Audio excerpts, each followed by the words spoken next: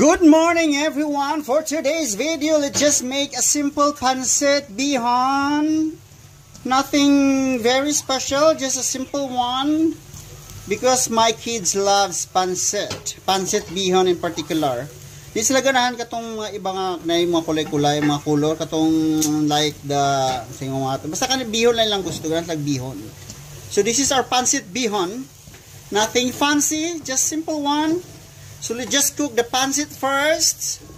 And then of course, timplahan na po nato siya para ulami-lami. So we put all of the necessary condiments already to make it more tasty. And of course, let's add now the gulay. And by the way, we like our pancit to be like very dry. Okay, let's put the gulay. Wait. Now I have the gulay here. I already pre-cooked this one. So I'll just add it. So that's it.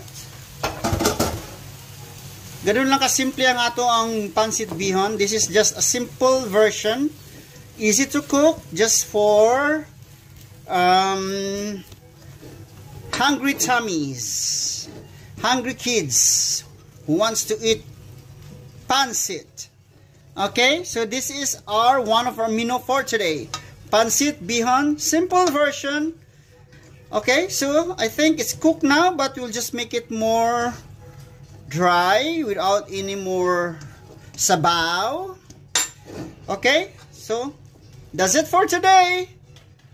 Bye bye, Mauricio.